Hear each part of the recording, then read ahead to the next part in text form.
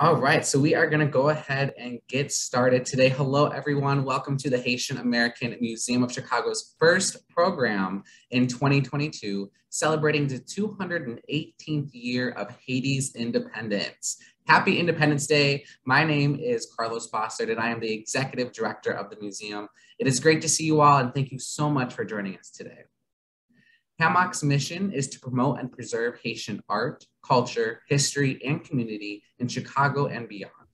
Education is at the core of our mission, and we are glad to continue bringing insightful, meaningful, and impactful lectures, programs, and presentations to the community. Before I begin, I'd like to do some housekeeping. First and foremost, today in our Zoom meeting, we do have President and founder of the Haitian American Museum of Chicago, Ms. Elsie Hector Hernandez. Elsie, you want to say hi to everyone really quick? Yeah, good afternoon, everyone. Welcome. I'm Elsie Hector Hernandez, native of Haiti, and was the founder of the Haitian American Museum of Chicago in 2012. So I'm glad to say that we are entering our 10th year anniversary in 2022. Which should be a very good year. I'm hoping that this year will mark our 10th anniversary and we'll have some great news for you and for the community as we move, as we are growing with our staff, with our members, with our friends of the museum. So thank you for sharing the day with us, as always.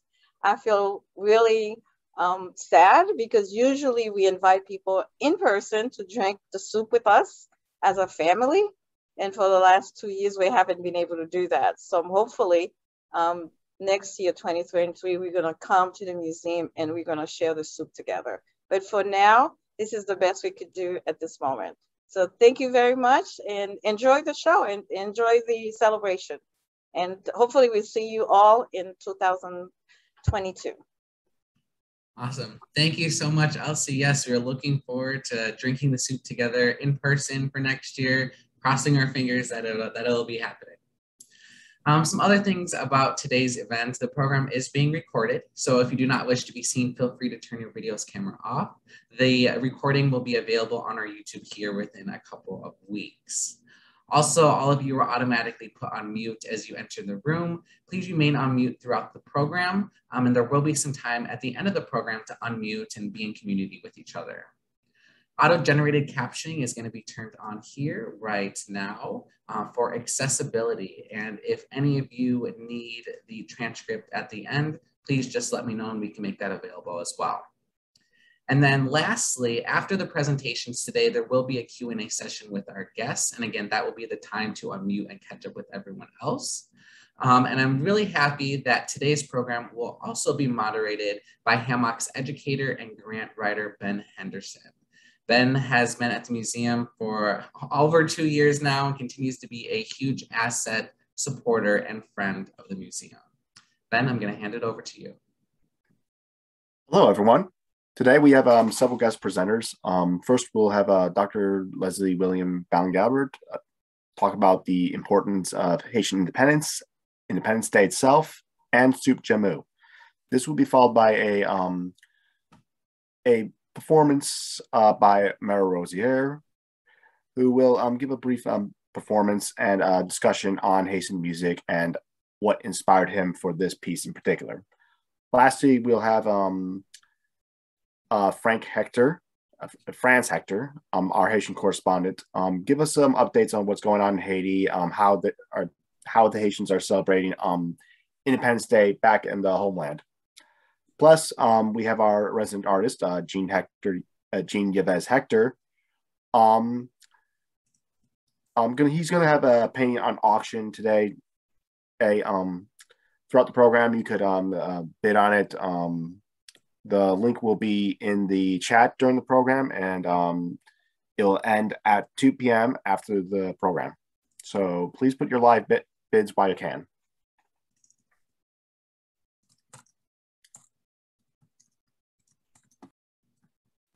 Okay, so to begin today, we're going to be going over sort of a brief video that's going to be discussing Haitian Independence Day and Soup Joumou. This is from NPR.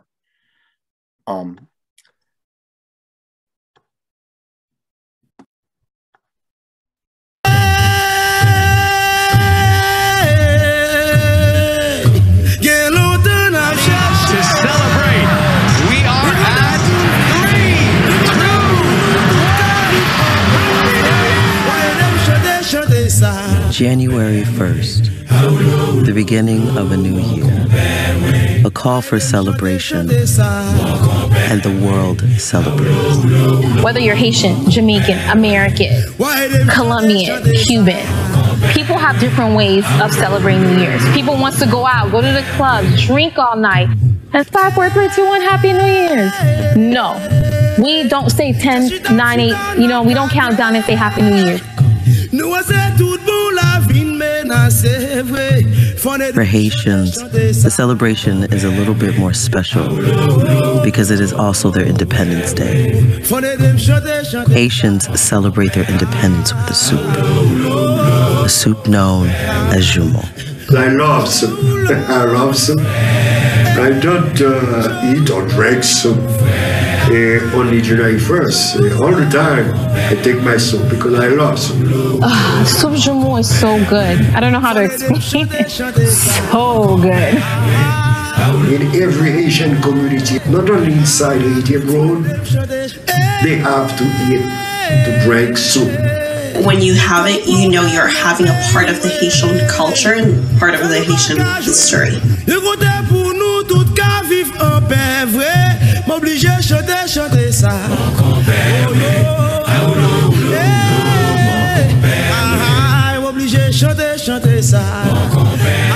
To understand Soup Joumou is to understand the Haitian Revolution. It comes hand in hand.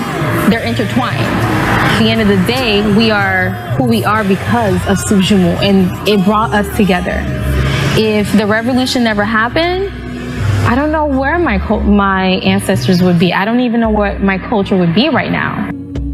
When you change the whole system, the system, colonial system, you can talk about revolution. At the end of the 18th century, 3 revolutions would reshape human society and challenge everything that happened before that time. First, the American Revolution, the French Revolution, then the Haitian Revolution. November 18, 1803, the last major battle was won by us. Now, on the 19th, a treaty is signed with the French where they admit they have lost. On November 29, Dessalines goes to Fort Liberté and is from there. The town was then named Fort Dauphin by the French in the colony. Dessalines named the town now Fort Liberté. And from that town makes the first independent declaration where he announces to us, we are now an independent country. And says that the universal declaration will be made in Gonaïves on January 1st, 1804. So, all throughout December, everybody is trying to get to Gonaïves so they can be a witness to this moment, this fabulous, historical, universal moment. January 1st, 1804 was, I would say, a big party. Ça, c'était une grosse affaire. Tout le monde était en liesse, tout le monde était en fête pour juste ça. Et tout le monde était sous gros gueux. And that's where Dessalines is going to stand up and say, I take the universe as my witness, as I declare this land a land of free for all people throughout the world. The colony of Saint-Domingue, which was the French colony, reclaimed the name Haiti back, which was the name the native gave to the island. And the other thing that happened, the legend of the soup and the legend of Marie Claire Rose was born on that day. A lot of things, they could not do a lot of things.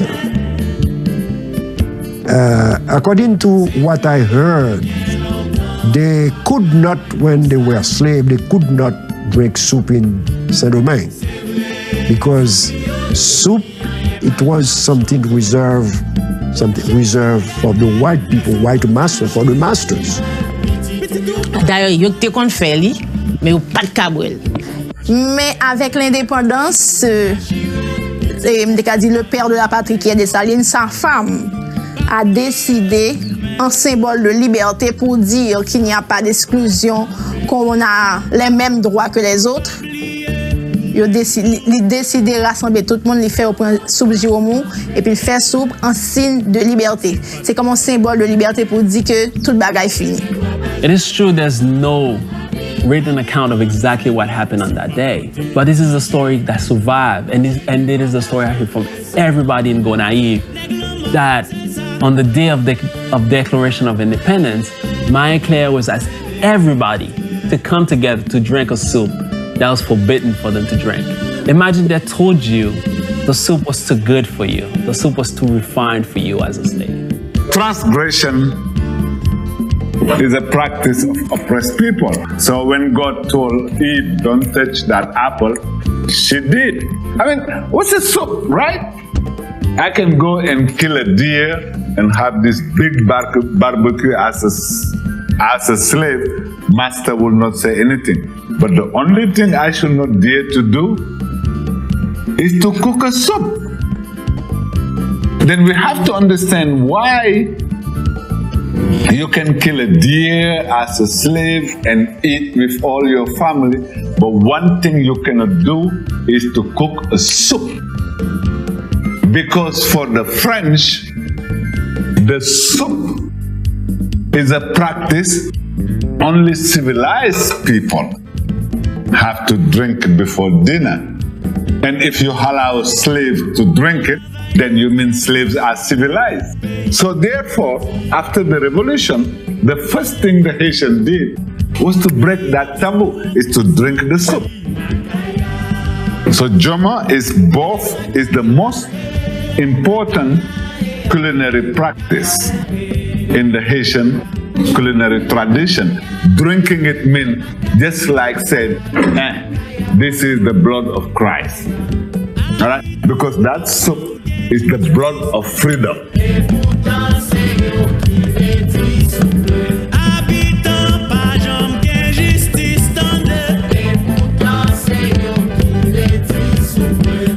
In many ways, everyone should be drinking soup Joumou to celebrate the advancement of humanity, because that's really what they're celebrating, is the idea that slavery was defeated and that humanity really was the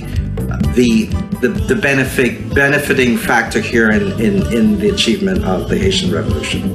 Maman me kon fè moi, m'a continuer faire yo même tout, y a gagné tradition la kayo pour yo continuer faire pour petit pa yo. It is interesting, my journey took me from Vegas to Miami to Port-au-Prince, then Gonaïve. That journey back home to learn about the soup Joumou was much more about self-discovery. There's so much I did not know about myself. So much I did not know about my culture. So much I did not know about my history. And so much of yourself is defined by your history and your culture. The more you know about your history and your culture, the more you know about yourself, the more you know who you are, and the more you know where you want to be, you can live a more empowered and passionate life.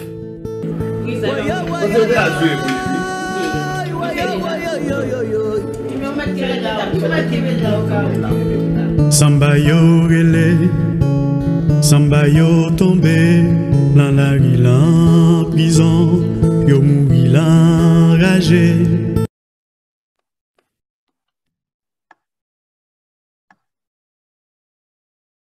All right, I hope you all enjoyed the video. Now I would like to introduce Dr. Leslie William Balan-Gubert, who will go more into depth on Haitian Independence Day and Soup Joumou. Please, if you have questions during the presentation, put them in the chat. Leslie will answer them during the Q&A session. Dr. Balan-Gubert is a resident historian at the University of Chicago with well over 30 years of experience researching and teaching Haitian history and culture. Dr. Gubert has been a partner with the museum for some time and a frequent face of the program. Everyone, please welcome Dr. Balan-Gubert. Thank you very much, Ben, for this wonderful and generous introduction. I am very pleased to be here, and I thank Elsie, Hector Hernandez, and of course, the staff of HAMOC, and in particular, Carlos Brossard, who has invited me to participate in this momentous event. Thank you very much. I'm very pleased. I'm afraid I'm going to be rather brief, and perhaps during the Q&A, I may be able to elaborate on some of the things that I'm going to say rather quickly and briefly. The video was thorough. It spoke a lot about the Joumou, which makes my task a little bit easier, and certainly touch on the revolution that led to the Declaration of Independence. So let me just briefly say that 2 months, or remind you, because most of you know the Haitian history fairly well. I want to remind you that 2 months after the defeat of the French invaders, Jean-Jacques Dessalines proclaims the independence of Saint-Domingue by renaming it Haiti. The new name is, of course, as you perhaps know, controversial, because the generally accepted version is that Dessalines renamed the island after the original Arawak name, But some scholars lately have been arguing that the word Haiti is derived from West African Fon language, the prefix Ayi, which means earth, and therefore they claim that Haiti really suggests from now on this land belongs to us, or this land is our land. That is another version. It remains rather controversial still today, but we do have a kind of combination of the name. When Haitians refer to Haiti, they sometimes say Haiti Tomar, from the Tomar in Spanish, which means ours. So there might be some evidence to suggest that perhaps it is from that particular nomenclature, Haiti, meaning from now on, this land belongs to us. Whatever the controversy is right now, let me just be brief and recall some of the events that led to this declaration of political independence from the so-called mother country, or the colonial power that was France. In 1791, a revolt erupted in the French colony, and one man emerged as an uncontested leader. It was Toussaint Louverture, a formerly enslaved African, and who took control of the rebels. This man was gifted with natural military genius, it seems, because Toussaint organized an effective guerrilla war against the island's colonial masters. He found able generals in 2 other formerly enslaved men, Jean-Jacques Dessalines and Henri Christophe. Of course, there were many others, but by and large, these are the people that we revere as the founding fathers of the Haitian nation. And they would not be who they were, of course, without the participation of those who did not have any ranks, the sans souliers, those without shoes, without shirts, the ones who really made the revolution, the masses of enslaved Africans who had been held captive in Saint-Domingue for so many years. But nevertheless, we do commemorate and revere those individuals, Jean-Jacques Dessalines, Henri Christophe, Pétion, and so on, and of course, Toussaint Louverture. But anyway, by 1795, they made peace with revolutionary France after an official proclamation to end the exploitation of Africans that were held hostage in Saint-Domingue. And of course, remember that Saint-Domingue was a wealth-producing, I prefer to refer to it as a concentration camp, so to speak. But it was a wealth-producing plantation society that made France extremely rich. As you also know, that Haiti, or Saint-Domingue, was the richest colony that France had and produced more wealth for French than all the other colonies combined. That's a significant event, and which will explain why by 1802, I make a long jump, by 1802, Napoleon Bonaparte was at that time consul general in France, decided to send an expeditionary force, an invasion force, to invade the island and to restore slavery. And that's significant because that is exactly what's going to catapult what we call the War of Independence that will lead to the Declaration of Independence. So on the one hand, you have the 1791 slave insurrection, and then you have the Declaration of Quasi-Independence by Toussaint Louverture by proclaiming a constitution, and you have Napoleon claiming that they're going to reinstall slavery in Saint-Domingue. So then in 1802, he sends an invasion, a force to invade the island and to restore slavery, with instructions that I won't go into now, but they were quite interesting instructions. And the last part of the instruction was to exterminate all the Africans who have tasted freedom and to replenish the island with new Africans to be enslaved and to work for the greatness of France, essentially. But anyway, after the fighting was taking place in 1802, the French kind of cajoled Toussaint and bamboozled him to a certain extent, and Toussaint agreed to a ceasefire, and he agreed to retire to his estate at a place called Ennery. But in 1803, he was arrested, taken to France, in a dungeon in France, where he died in the Alps, humiliated, mistreated, and this extraordinary individual died in 1803, never really seeing the official proclamation of independence of Haiti. But soon after Toussaint's arrest and deportation, Napoleon announced his intention to reinstate forced labor and white supremacy in Saint-Domingue. And that is when a lieutenant of Toussaint, Jean-Jacques Dessalines, led a new revolt against the invaders. And with the aid of the British, very briefly, the rebels defeated the French forces, and on November 9th, 1803, the French capitulated. So in 1804, Jean-Jacques Dessalines, the general Jean-Jacques Dessalines, assumed power in the country and renamed Haiti, the country Haiti. Saint-Domingue becomes known as Haiti in a proclamation that he made the 1st of January, 1804, which we are celebrating today. Now, what that means, it marked Haiti as the second independent nation state in the Americas after the so-called United States, the 13 colonies of the United States. And later that year, Dessalines proclaimed himself emperor.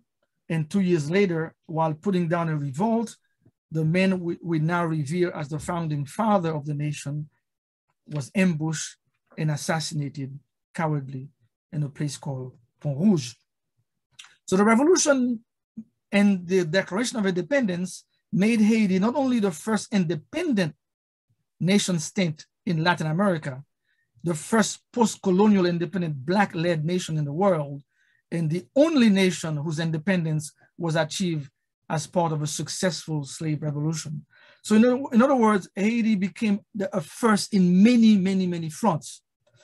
To mark that day, as we just saw in this wonderful video, the Haitians shake off their New Year's hangover because we have a réveillon the night before, and there were parades in the capital in Port-au-Prince, and it's marked by fireworks, dancing, as again we saw in the video, which honors not only Jean-Jacques Dessalines, but also all those who participated in making Haiti the country that it became later on. So a New Year's Day celebration is capped with the soup Joumou that we just talked about earlier in the video. And as you know, that it was a story is that enslaved Africans were forbidden to drink the soup Joumou because it was considered to be a delicacy reserved for the masters.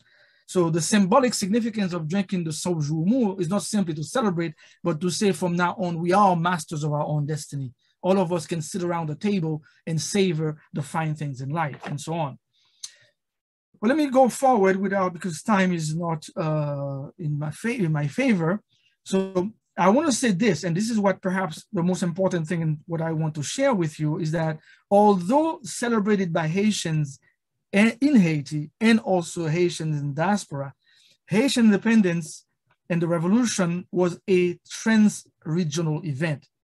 It was one that brought together actors, ideas, and institutions from 3 empires: France, Spain, Great Britain, of course, Africa also, places Africa, and also the Caribbean, and the United States. But it was also a world significant event. As one person mentioned in the video that I just saw, the revolution and the independence had many international repercussions. It not only ended Napoleon's attempt to create a French empire in the Western Hemisphere, and it compelled France to decide to sell its North American holdings to the United States. As we know, the Louisiana Purchase was made possible by this particular Declaration of Independence. And that the Louisiana Purchase doubled the size of the United States, if not triple the size of the United States. It was a huge thing. But also, I have to remind you that in the speech opening the Haitian Pavilion in Chicago's World Fair, not too far from where I am right now, actually, the great Frederick Douglass declared that Haiti was the original pioneer, emancipator of the 19th century, and people of African descent owed more to Haiti than to any other country. But I want to add a little bit more. Not only people of African descent holds much to Haiti, but other people who are not of African descent. It was really a worldwide event. It shook the world tremendously. It transformed the production in Cuba. It also, it went beyond the island, went beyond just the Western Hemisphere to other places in the world. It has a significant role in Gran Colombia, in Venezuela, Cuba, Brazil, to only name these. Napoleon's defeat in Haiti was in fact a defeat of all slave-holding powers in the world.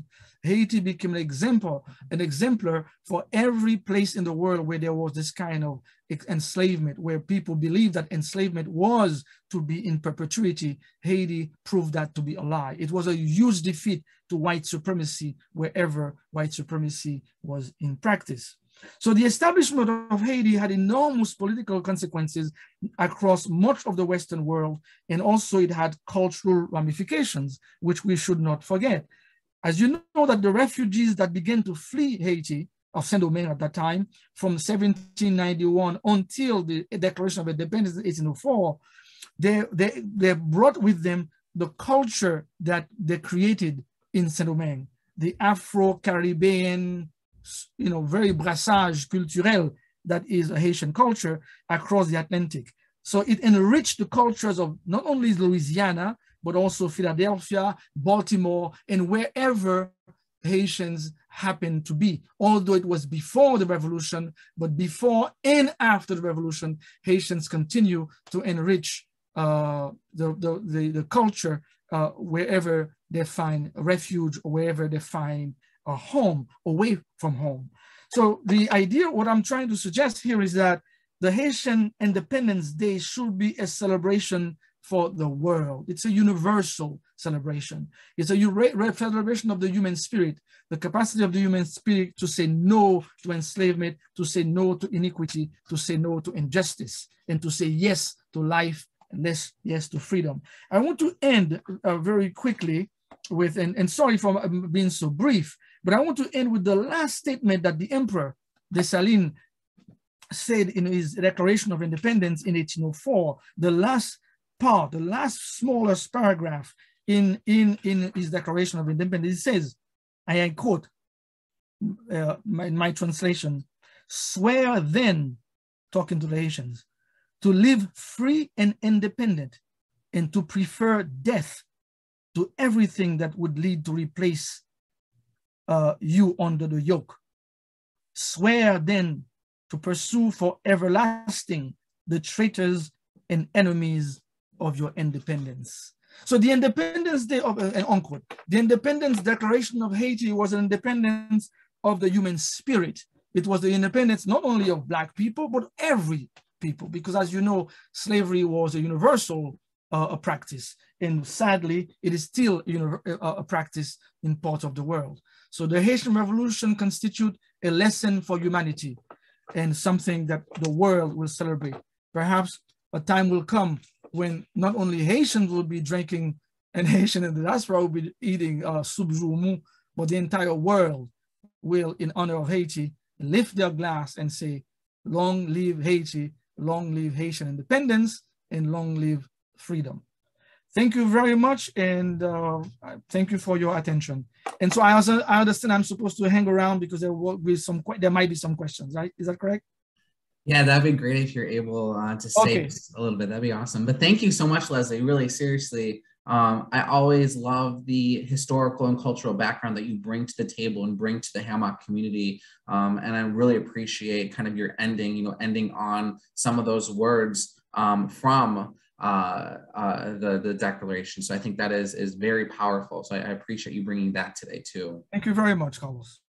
And, just to continue as we're on the idea, of Soup Joumou Independence Day, recently on December 18th of this year, UNESCO actually awarded Haitian Soup Joumou the protected cultural heritage status. And this is the first time that any cultural item from Haiti has received this designation. And so what I'm going to do, I really would love to share this article with you. I'm going to put it in the chat. It's, again, a free article. It's from NPR. NPR wrote it, speaking about UNESCO. And there also is that audio up there to listen to it. But it goes into a little bit more detail, again, just like Leslie did and just like the video did, about Soup Joumou, about the importance of Independence Day. And, this is just, again, breaking news just a few weeks ago. And I think it is really powerful, especially what Leslie was saying, how this should be a worldwide holiday. We're getting there. And I think this is just adding that additional layer and showing the importance, again, the vibrancy and resiliency of Haitian society and culture. So the link is in the chat. Make sure to check that out. It's really an amazing article and a great award for Haiti and Soup Joumou. I think that's super cool. And so to continue, I'm going to hand it back over to Ben, who is going to introduce the next part of our program today. Thank you, Carlos. To continue our celebration today, we're going to now have our special guest performance by Maro Rosier. Maro Rosier is a 70-year-old Haitian-American cellist and composer from Chicago. He performs and writes music for his local Hyde Park Youth Symphony Orchestra, as well as for his school orchestra at Jones College Prep. Maro will explain his piece after the performance. Everyone, please welcome Maro.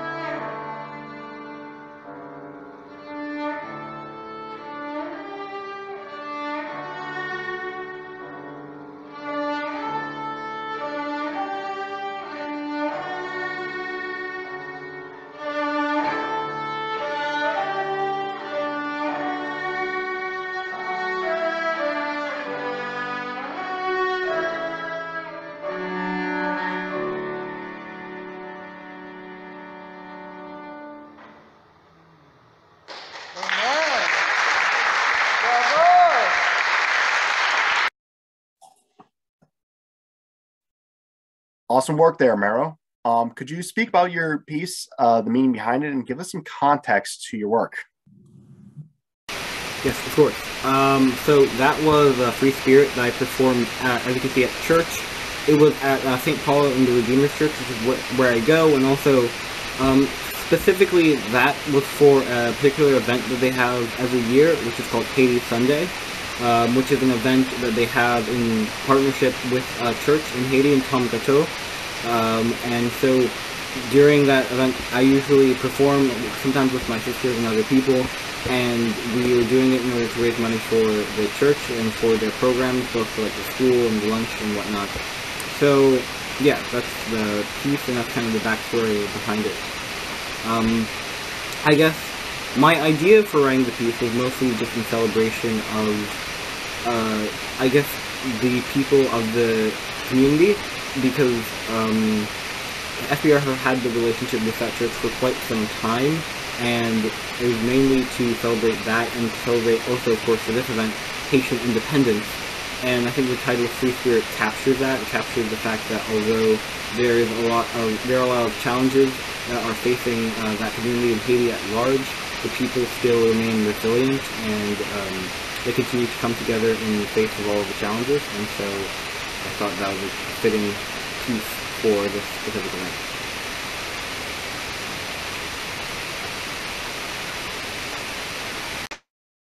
No, oh, where'd my video go?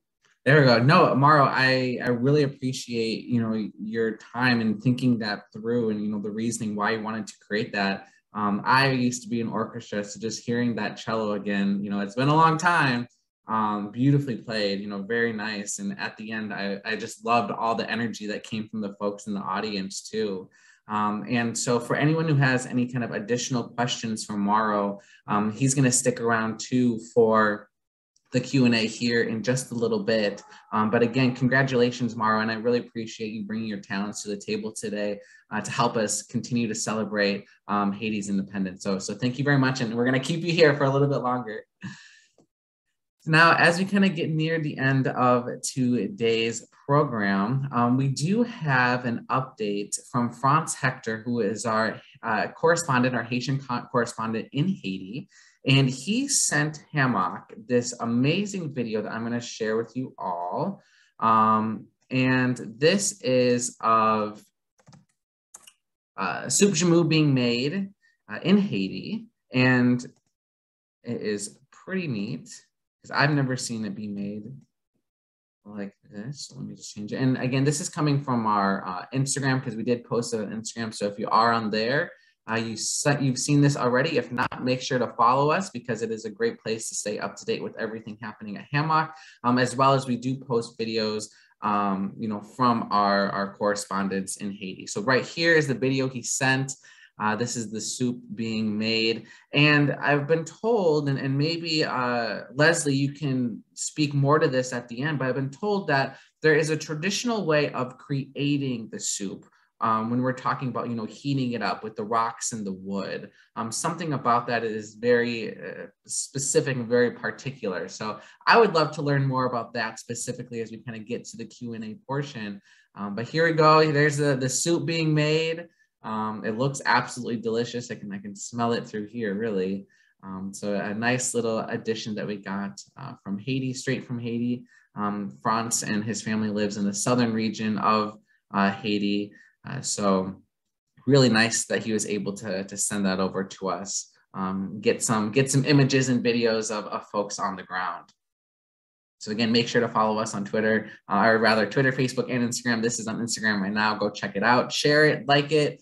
But we're really happy to have Haiti and folks in Haiti as a part of our program today. Very, very special. Additionally, I wanted to share a little update. So last year, I made soup Joumou for the first time ever, and it was live over Zoom. And if you were there, it was my first time, so I was learning and trying to figure out exactly you know, how to make it and what was right and what's not. And at the end of the day, my soup was very thick. It was more of a stew. And, you know, we had a really great conversation at that point as well about how different regions in Haiti create the soup differently, specifically when it comes to the ingredients, you know, what kind of squash are you using? Are you using a squash or a pumpkin? And then also just kind of the additives that people put into the soup.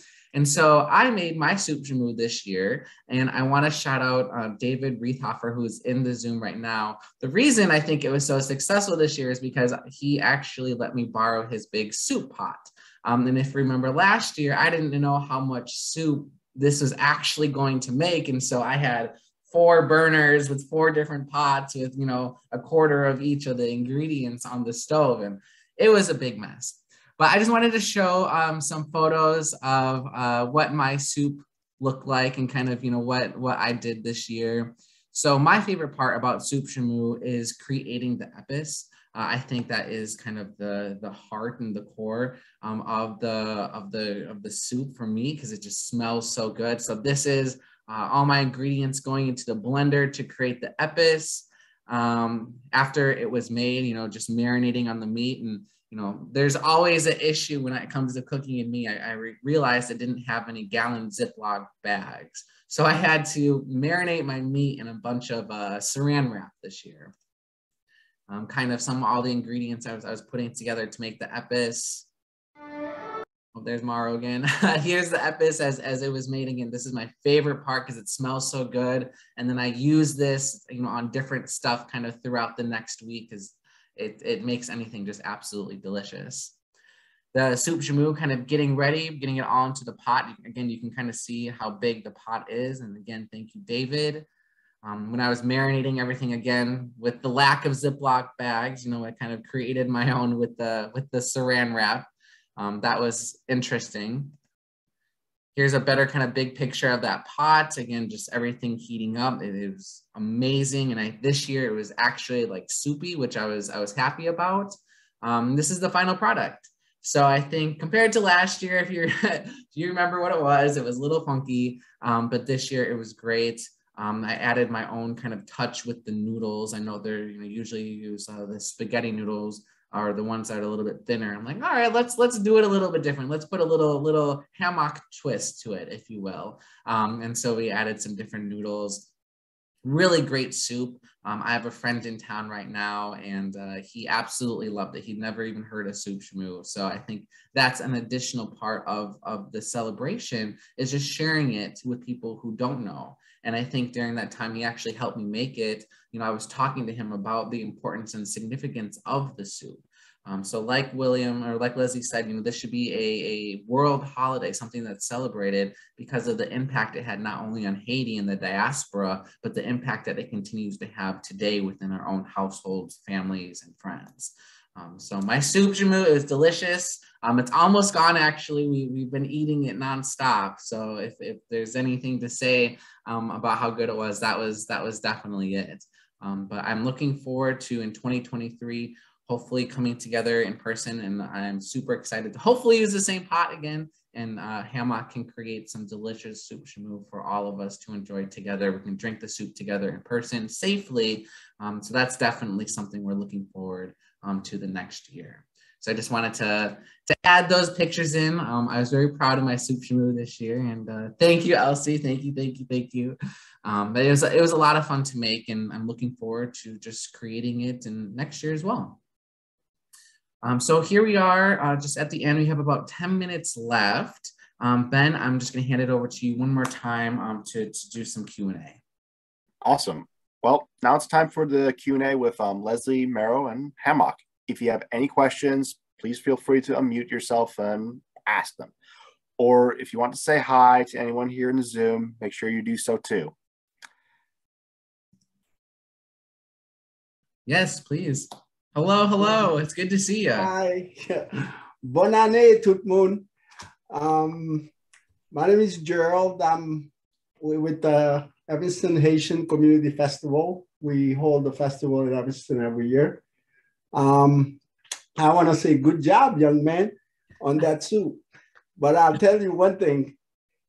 every Haitian mom, every auntie, every grandma, they all think they do it differently. They all think their soup is better. And I had some soup myself last night. I mean, the night before. But my mom, Andrea, my grandma, Idovia, my sister, Marie, and Judith, they all create the soup differently. It always looks the same at the end, but they do all have different tastes. And every Haitian woman, Elsie, and other Haitian women that are here will tell you, when they make the soup, they know they make it special, their own way, their own taste. And they do all have different tastes. On top of that, I wanted to say, thank you for the great history lesson. I don't remember the guy, his name. I do think because of our independence so early, that did cause us to have to really, I think in some way, this government have hurt us as far as moving forward, as far as enjoying the riches that they've also accumulated through us. But I also wanted to ask him, I went to a meeting, I heard Marie Claire's name as part of the Joumou for the Independence. I would have liked to hear more about her, because there were many women who were part of the Haitian Independence, and it seems like they're not really heard much about. But there were many women who were part of the independence who had a lot to do with it, and Marie Claire also had a lot to do with the Joumou.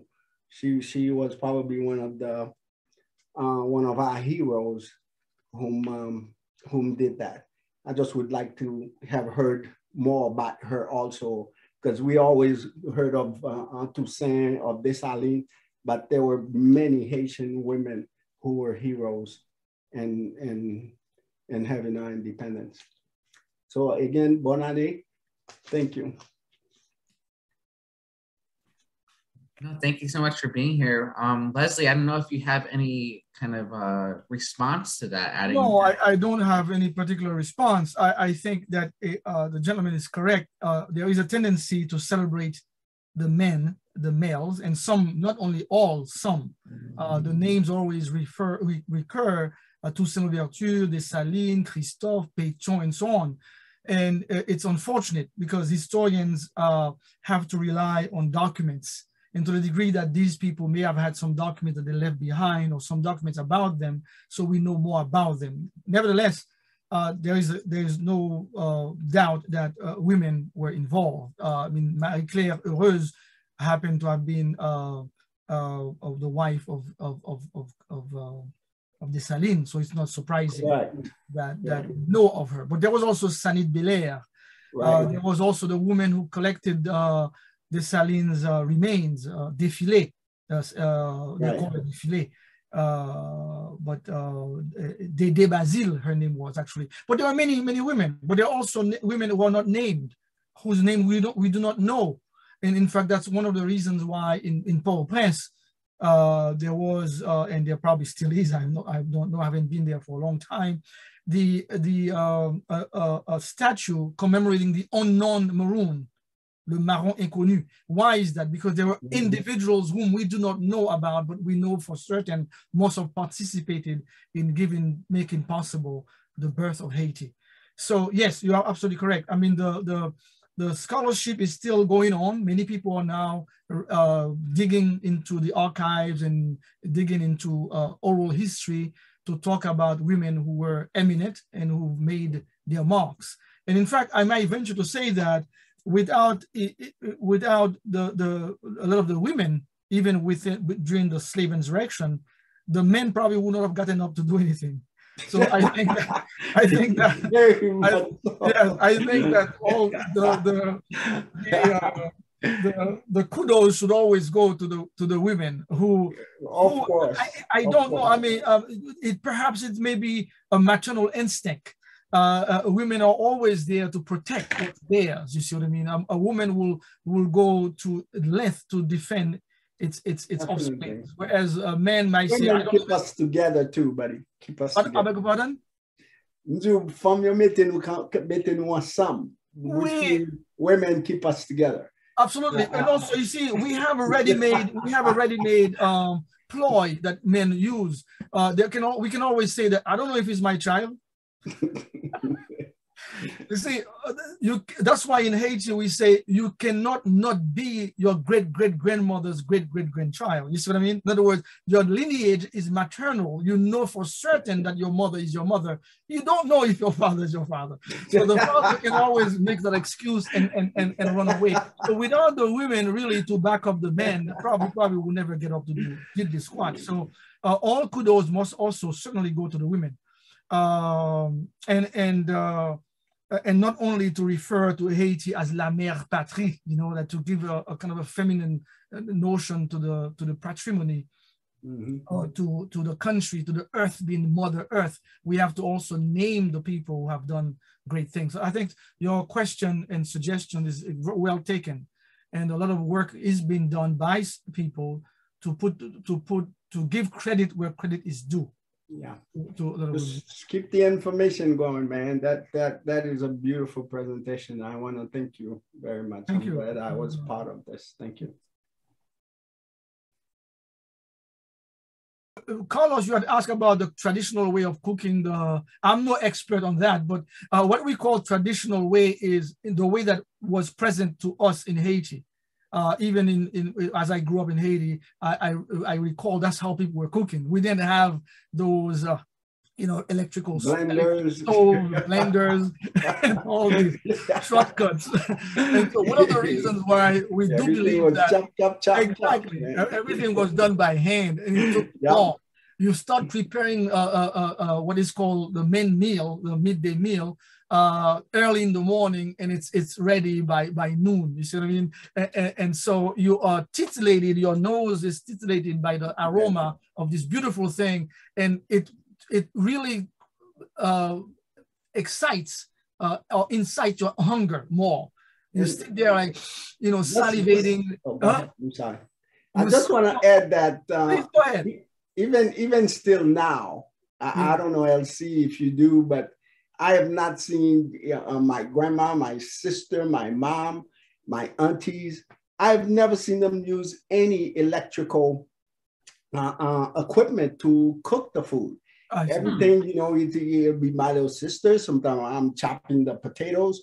Everybody, a lot of people are involved, but sometimes, Elsie knows mom doesn't want you in the kitchen. She wants to handle everything, but everything is basically, I think that's the happiness they find when they're cooking for their family, when they're doing the chopping, the cooking, putting this in there, grabbing the potatoes, dropping it. And, there's a certain pleasure, I think.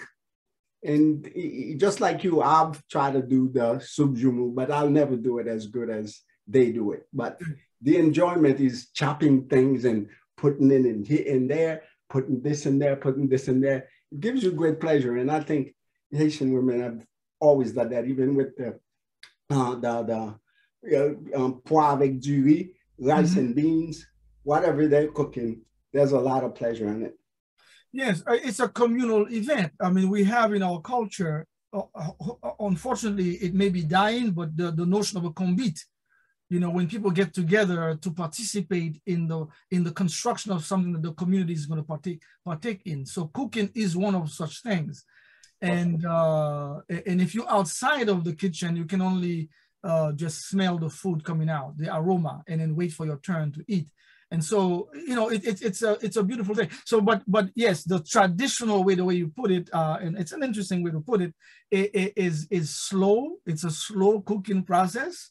It's tedious, it's long, but by the time you sit around the table to eat, it is really a joy. It is more than just eating. It's participating in a ceremony, in a celebration.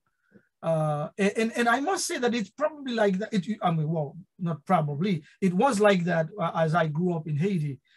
every day when you're waiting for the food to be served. You know, it's an ordeal, particularly if, you know, a young person with a lot of energy, you want to eat and you begin to smell the food. It's tough. At 10 o'clock, 10 a.m. And you know you're going to eat around 12.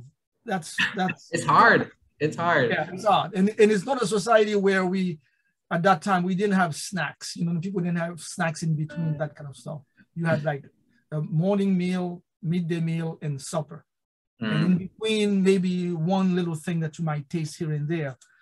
But anyway, so yes, so yeah, it's the tradition, and I hope it continues in Haiti. Me too, Maro. I see you have your hand up. Yes. So I was interested in what you were saying. You're talking about the history and the naming of the country of Haiti. So I can just, speaking from what I know, from my own knowledge of that, I thought that, you know, as you said, so I thought the Haiti was derived from the Taino word that meant land of many mountains. So Haiti meaning land and Ti being mountain and Taino. And then you made reference to Fong Bay from West Africa. I was just wondering what that notion is based off of, and what like the connection is there with like naming. Thank you for your question. I mean, the debate is still going on.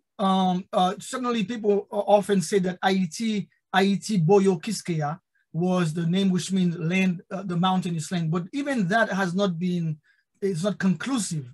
No one who speaks Taino today, I know that there are some Tainos that are in other places in the Caribbean. I have not come across any reference to say that the Tainos claim that Haiti means that. On number one, but there's an assumption that's what it means, which kind of makes some kind of sense. However, there is in fact evidence that the word Ayi, as you get in Yoruba and also in the Fongbe, in kind of a Bantu language, Ayi means earth. In fact, the word that we have in Aizan, like Aizan Velikete, means Mother Earth. So Ayi, like even the word Ayi Bobo, for example, well, doesn't mean earth, but Aizan Velikete. It is conclusive that the prefix Ayi means earth. So consequently, a number of people have made the claim in their research. I mean, I don't have any competency in these languages to confirm that Haiti suggests this land belongs to us. Now, another reason why they back up that idea that Haiti may signify this land belongs to us is that we often refer to Haiti as Haiti Thomas. So people have thought it was Haiti Thames, like Thomas, the name, but actually it's Tomar from the Spanish Tomar, which actually suggests belonging to, as something that belongs to one. So those who are arguing for the African derivation of the name Haiti may actually have a good point. But it still remains to be concluded, you know, to be conclusively the case.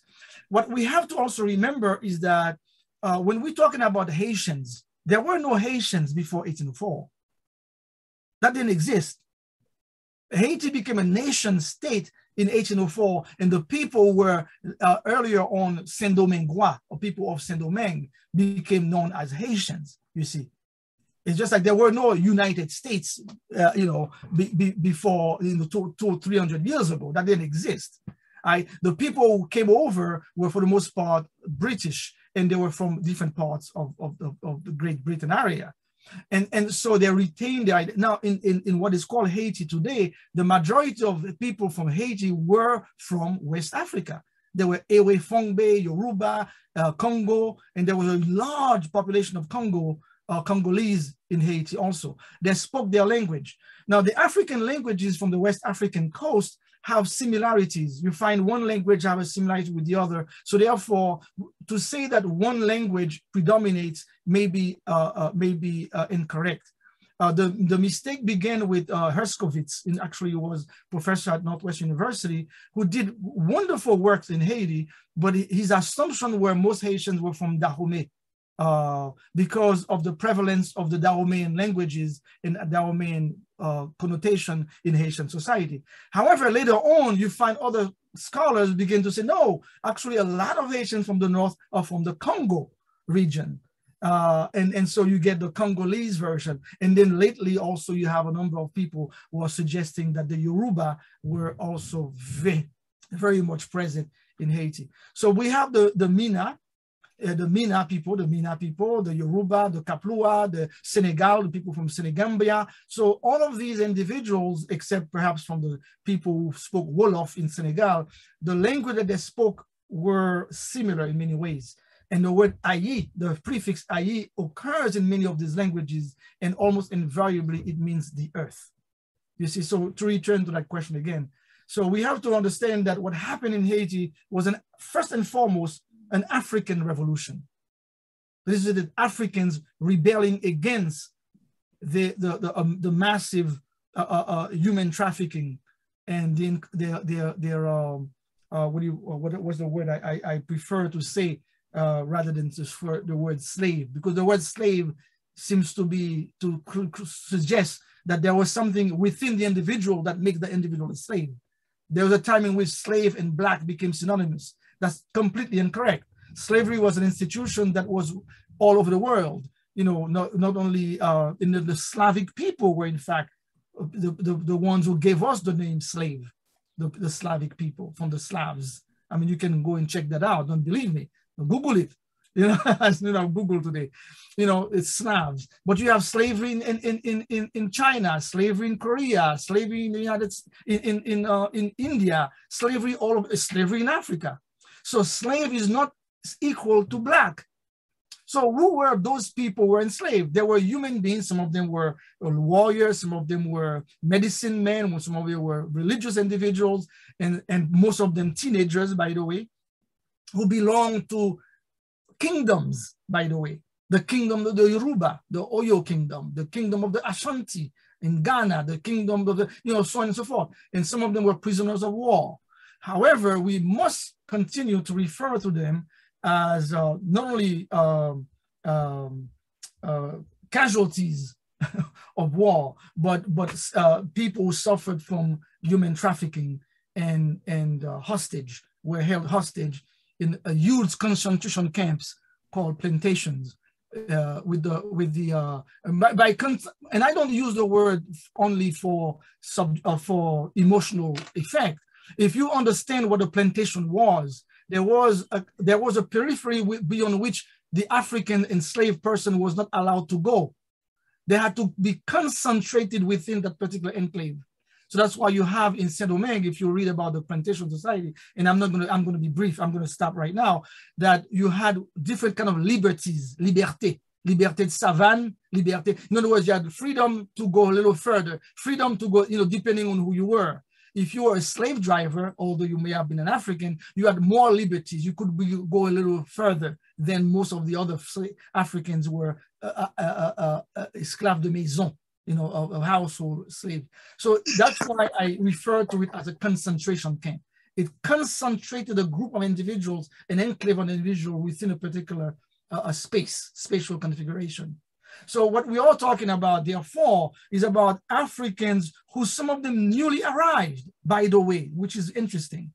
A number of the Africans who rebelled against slavery in 1791 were newly arrived, particularly from the kingdom of the Congo in the region called the Mayombe region, which is why you have people like Makandal, what do you call this guy, other guy's name again? Makaya, names like that. You have names that refer to the Mayombe region of the Congo region, particularly in the northern part of Haiti. In the southern part of Haiti, you had other people from different parts of Africa, but by and large, you had that. So I'm saying all of this to suggest that when we're thinking about Haiti, and we have to, in a way, stop talking about a slave revolution, because by the time the independence began, the Africans in Haiti were no longer slaves. Because from 1791, they declared themselves free. 1793, France proclaimed the Africans free after the fact. And then in 1802, Napoleon tries to reinstate slavery. There you are fighting with individuals who knows what it is to be free, who were not enslaved. And then some of the people who led the revolution. For example, we have to ask ourselves, why was Dessalines a general? Why was Toussaint a general? What do you mean general? How come? Because they were generals of the French army. They were members of the French army. They were freed individuals. In fact, Pétion, one of them who became a founding father, had studied in France and lived in France and returned to Haiti with the expeditionary force with Leclerc. So the story is more complex, and in my estimation, much more beautiful than the general way in which we talk about it. It's extremely complex, and we need to tease out the complexity to really appreciate what occurred from 1791 to 1804 in that little place that we now call Haiti. It is of a tremendous significance, world-shattering significance. And I don't say that because I was born there. I think that increasingly people who have made more contribution to Haitian history have been people from the outside. You know, whether it's Patrick Guégus, Laurent Dubois, and so on, CLR James, people have researched that, not knowing what they were going to find, and then begin to find, going to the archives and realizing that there's a tremendous amount that we yet have to know, even including us in Haiti, who grew up in that island. So the Haitian Revolution belongs to the world. It's a universal issue. It's just like Einsteinian physics belong to the world.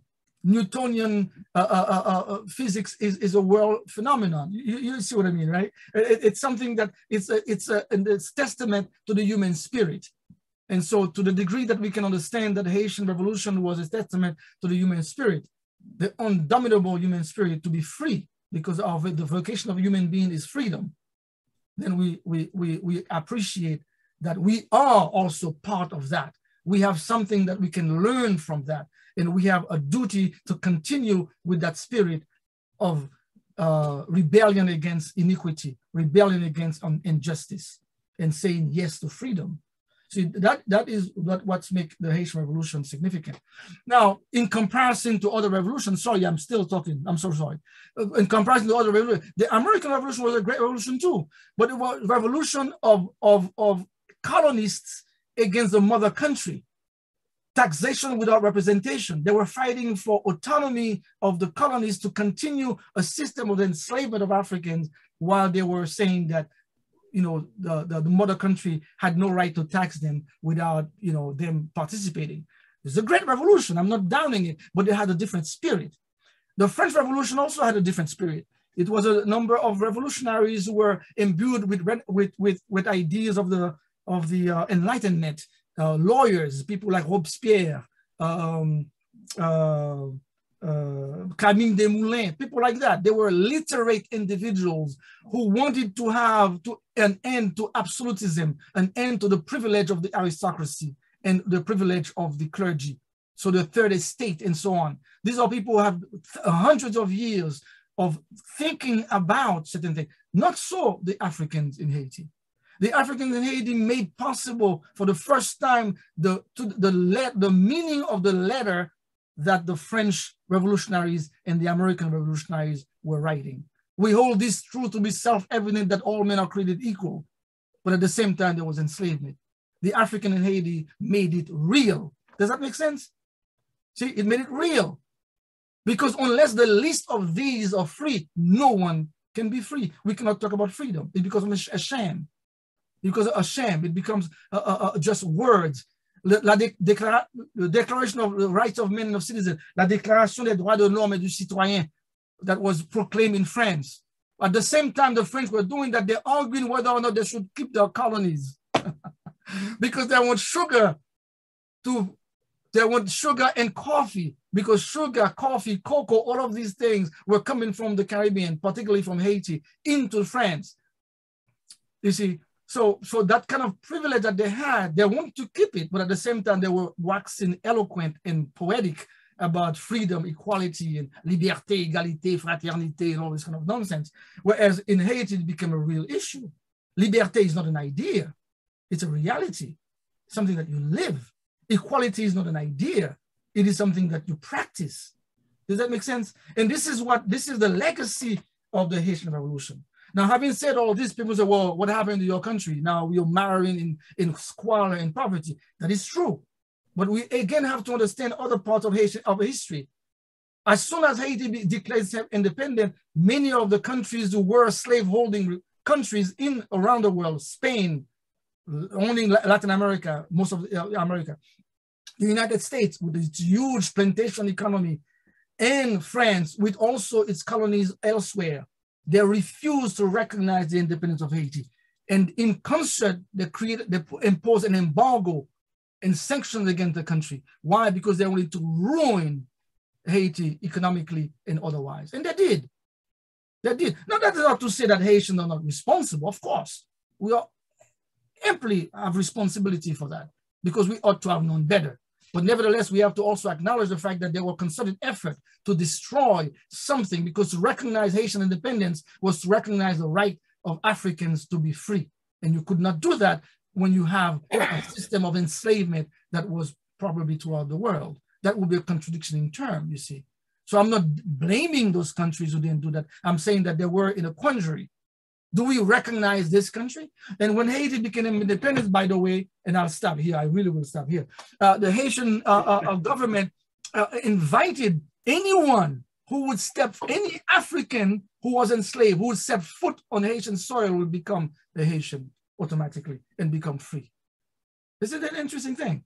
And to some extent, the Haitian government also offered to purchase Africans in the United States to come to Haiti, and gave a place called Samana. The Samana in Dominican Republic right now, it still exists as the Samana. We call it Samana Bay. The Samanistas, or African Americans who escaped enslavement in this country and went there.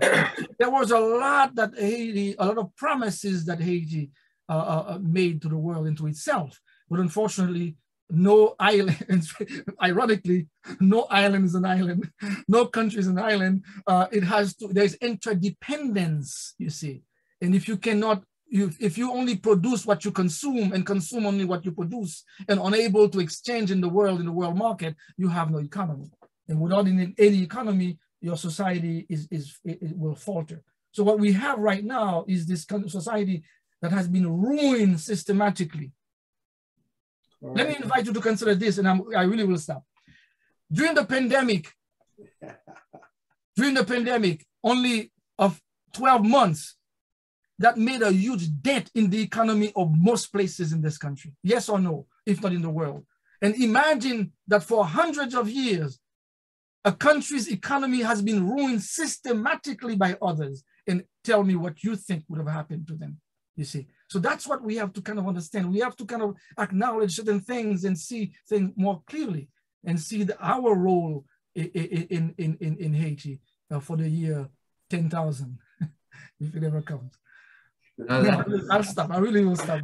No, Leslie, we love it because, you know, you said a lot of things that resonated with people. You know, I'm looking around, you know, the Zoom as you were talking and like nodding heads, people with the thumbs up. So, you know, it's important that we recognize, again, the impact of independence and Haiti and what it's, you know, been able to accomplish. I really do appreciate that, and I appreciate everyone who, you know, is asking questions and you know, the comments in the chat too. So definitely, you're the guy, you're the right person to talk about this stuff. And thank you for sharing that with HAMOC and with us today. I really do appreciate that. And, you know, again, if you have one quick thing, really quick. Yeah. I just want to say thank you. Mon cher, très bien, vous faites un bel travail. Moi, pas de blessis pour parler, mais vous continuez à parler. So I'm just telling him thank you for all the information. Although he wanted to stop, he couldn't. So that means this guy could stop. Sorry about that. I really should apologize. But it was beautiful, man. It was so valuable. C'est très bien, c'est très important que nous gagnions un monde qui est capable de faire ça pour nous, qui est capable de parler de Haïti, qui fait nous connaître ce qui va passer. So it's really important that we do have a historian, someone who can represent and talk about Haiti and let people understand and do know. And I still do think that, you know, because of our independence so early, we were left out, and we were left out, and with also bad leadership has created the situation that we do have. But at the same time, to finish, I want to invite all of you to the 4th of July Haitian Festival in Evanston. So you all are welcome. Please, my name is Gerald. You will be getting more information, a slew of information. I want to thank Hala, who really represent the kids back to school. Last year when I had it for the kids, for the local kids, for the community, I'm very involving in the Haitian community. I'm gonna keep doing things, keep doing the festival and the kids back to school.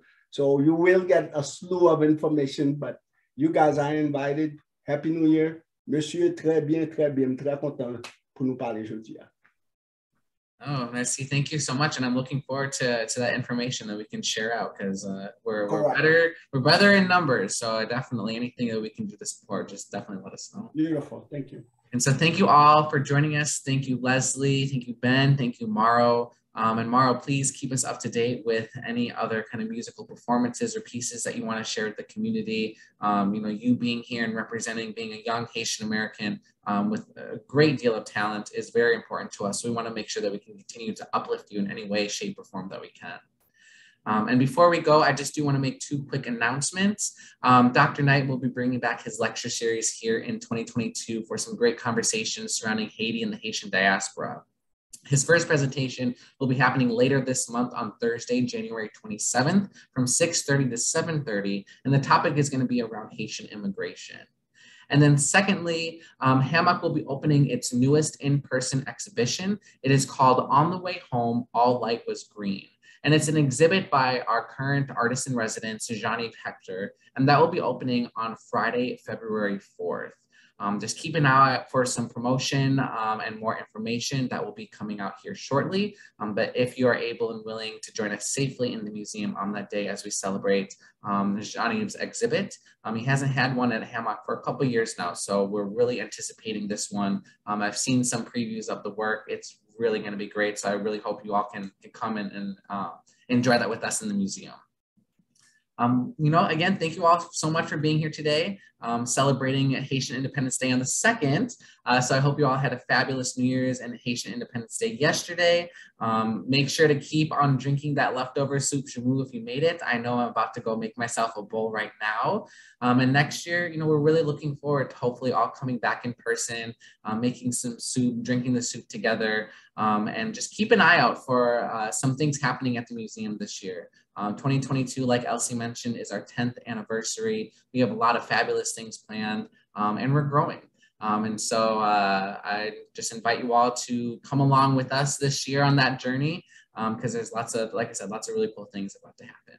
But that's all we got. Again, thank you all for being here this afternoon. I truly appreciate it. Have a wonderful rest of your Sunday, and we look forward to seeing you all in the future at another one of HAMOC's programs. Have a good rest of the day, everyone. Thank you so much. Merci, Anne Pill. Thank you so much.